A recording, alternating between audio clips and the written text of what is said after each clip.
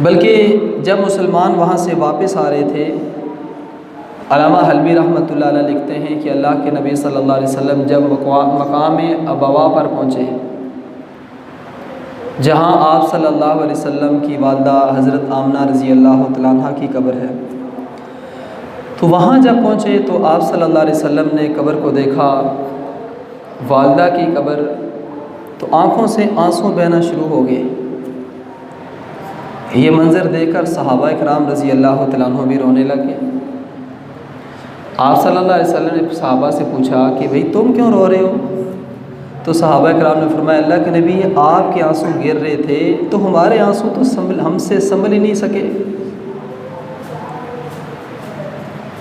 आप ज़रा तसव्वुरात की दुनिया में जाकर सोचें कि हुज़ूर अलैहिस्सलातु वस्सलाम को अल्लाह ने जो सहाबा दिए थे, जो लोग दिए थे, कैसे अजीम लोग थे कि अल्लाह के नबी जिस तरफ इशारा कर रहे हैं सहाबा कटने के लिए तैयार हो जाते हैं।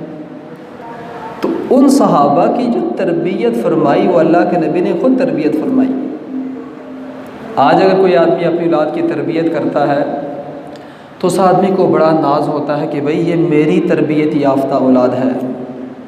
या उस्ताद किसी शागिर्द की तरबियत करता है तो वो कहता है ये स्टूडेंट मेरा तरबियत याफ्ता है। जो कुछ मैंने इसको पढ़ाया, सिखाया, लिखाया, जो कुछ मैंने इसको बताया है उससे आगे ये नहीं जाएगा, उसी काम पर ये कारबंद रहेगा। लेकिन रसूल अकरम सल्लल्लाहु अलैहि वसल्लम के शागिर्द, उनकी क्या बात है कि अल्लाह के नबी सल्लल्लाहु अलैहि वसल्लम ने जब नबूवत का ऐलान फरमाया तो उस वक़्त कोई बंदा नहीं था। तो सबसे पहले मर्दों में आने वाला जो था वो सिद्दीक़ अकबर रज़ी अल्लाह तआला अन्हु। अल्लाह के नबी ने फरमाया, सिद्दीक़ अल्लाह ने मुझे नबूवत से नवाज दिया है। सिद्दीक़ अकबर ने नहीं फरमाया, अल्लाह के नबी कोई दलील दें, कोई मुइज़ा दें, कोई बात बताएं, आप नबी हैं। तो सिद्दीक़ अकबर ने फरमाया, अल्लाह के नबी मैं मानने को तैयार हूँ कि आप अल्लाह के नबी हैं, क्योंकि आपकी ज़बान ये किसी आम आदमी की ज़बान नहीं है। आपने जो फरमा दिया वो बरहक है। आपने फरमाया मैं नबी हूँ, मैं मानने के लिए तैयार हूँ।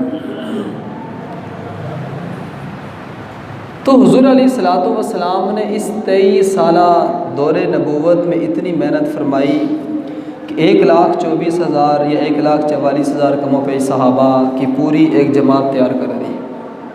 और वो 1,24,000 जो सहाबा, उनमें से हर बंदे को अगर आप उठा कर देख लें, उसको पढ़ के देख लें, तो हर एक सहाबी अल्लाह के नबी पर जान निछावर करने के लिए तैयार है।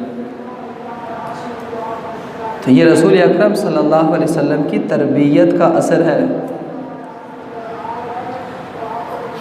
तो हुज़ूर अलैहिस्सलातु वस्सलाम को देखकर सहाबा इकराम रज़ी अल्लाह तआला अन्हुम की आँखों से भी आंसू निकलना शुरू हो गए, क्योंकि माँ होती है, वालदेन है। माँ बाप का जो अदब व एहतराम, जो इनका मकाम है, वो कोई आम तो नहीं भाई। अल्लाह ताला ने अपनी वहदनीयत के साथ वालदेन के मकाम को बयान फरमाया कि वक़ज़ा रब्बुका अल्ला ताबुदू इल्ला इय्याहु व बिल वालिदैनि इहसाना, कि तेरे रब ने फ़ैसला फरमा दिया है कि उसके अलावा किसी और की इबादत नहीं करनी और वालिदैन के साथ एहसान वाला मामला करना है। आप देखें, रब ने अपनी तौहीद के साथ वालिदैन का तज़किरा फरमा दिया। इस्लाम ने तो यहाँ तक हुक्म दिया है कि अगर किसी के वालिदैन मुसलमान नहीं तो फिर भी उसने अपने वालिदैन के अदब व एहतराम को मलहूज़े ख़ातर रखना है। लेकिन अगर आज अपने माहौल माशरे की बात की जाए तो आज की जो नई नस्ल है वो समझते हैं कि अगर हमें 4 उंगलियां लैपटॉप पर मारनी आ गई तो हम अपने अब्बा के भी अब्बा बन गए। याद रखिए, कोई बंदा भी अपने अब्बा जी का अब्बा नहीं बन सकता, लेकिन आज बनने की नई नस्ल कोशिश कर रही है। भाई ठीक है कि अगर किसी शोबे के अंदर औलाद ने कोई ज़्यादा पढ़ लिया है, उसको कंप्यूटर अच्छा चलाना आ गया है, उसकी तालीम ज़्यादा है, उसने 4 क्लासें बाप से ज़्यादा पढ़ ली, लेकिन इसका ये मतलब नहीं कि इसका जो अदब है वो वालिदैन से आगे बढ़ गया है, ऐसे नहीं होगा। वालिदैन अगर अनपढ़ जाहिल ही क्यों नहीं, बेटा PhD किए हुए है, लेकिन वालिदैन का जो अदब व एहतराम है उसका लिहाज रखना इसके लिए ज़रूरी है।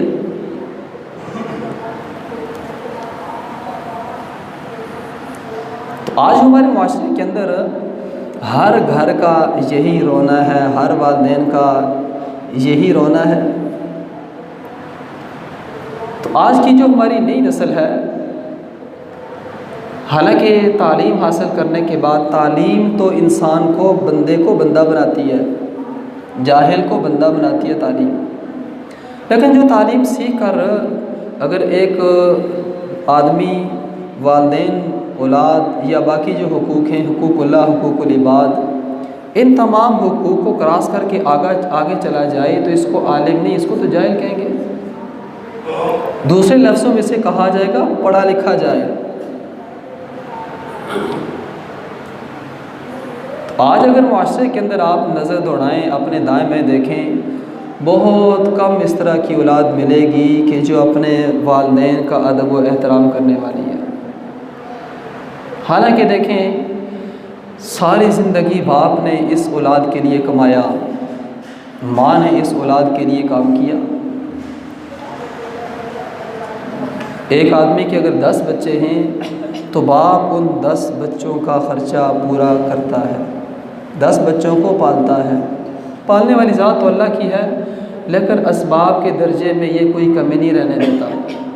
इसके लिए वो 5 हैं या 10 हैं, वो 10 के 10 बिल्कुल बराबर हैं। बाप ने ये नहीं कहना कि हाँ जो बड़ा है तो उसको 2 रोटियां दे, छोटे को 1 रोटी दे। तो अल्लाह ने जो एक मोहब्बत रखी है वालिदैन के दिल में औलाद की, वालिदैन कोई कसर नहीं छोड़ते। लेकिन औलाद की तरफ से जो आगे इस वक्त जो मामलात वालिदैन के साथ हो रहे हैं वो बड़े बुरे हो रहे हैं। तो याद रखिए, जिस तरह का आप ज़मीन में जो फसल बोएंगे वही फसल काटनी पड़ेगी, जो आप करेंगे तो आपके साथ भी वही ऐसे किया जाएगा। तो बड़े सोचने की बात है कि आज हमारे माशरे का नौजवान अपने वालिदैन को तरजीह नहीं देता, बल्कि दूसरे लोगों को ज़्यादा तरजीह देता है। अगर उसके दोस्त आकर बैठ जाएं तो इसके साथ अब्बा जी आकर बैठ जाएं तो अब्बा जी से कहता अब्बा आप जाएं, आपका यहाँ काम नहीं है, आपको पता नहीं है। ये कह देते हैं पता नहीं है, चले भाई आपको ही पता है। और इस नौजवान को क्या पता है कि इसने सिर्फ वो 5 उंगलियाँ 7 उंगलियाँ जो लैपटॉप पर इस्तेमाल की हैं, इसको सिर्फ वही पता है। तो रसूल अकरम सल्लल्लाहु अलैहि वसल्लम के आंसू निकलने के साथ सहाबा इकराम के आंसू भी निकल आए। ज़ाहिरी बात है, वालिदैन की जुदाई का जो एक सदमा है वो बहुत बड़ा है, अगर कोई समझे तो। इसीलिए हुज़ूर अलैहिस्सलाम ने फरमाया कि अपने मरने से पहले सदका जारिया छोड़ो। सहाबा इकराम ने पूछा अल्लाह के नबी क्या सदका जारिया छोड़े?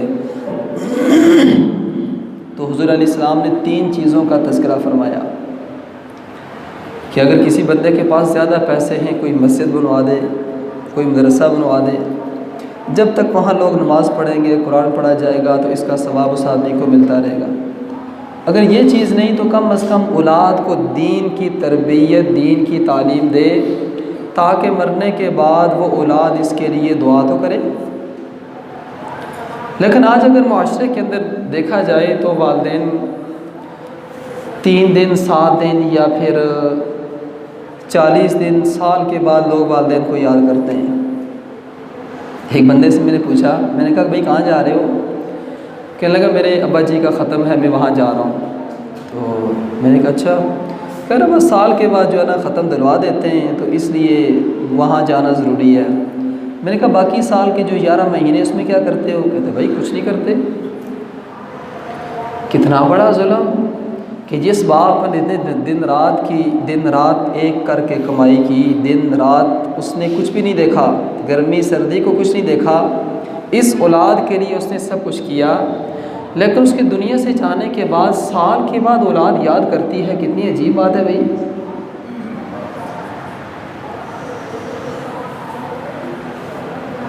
तो उस वक्त ज़रूरत इस बात की है कि औलाद की तरबियत अच्छी की जाए। अगर आप चाहते हैं कि भाई मेरे मरने के बाद मेरे लिए हाथ उठाकर दुआ करें, तो आज हाथ उठाकर दुआ करने वाले बहुत कम हैं, माशरे के अंदर ख़त्म हो गए हैं। आज तो लोग भूल जाते हैं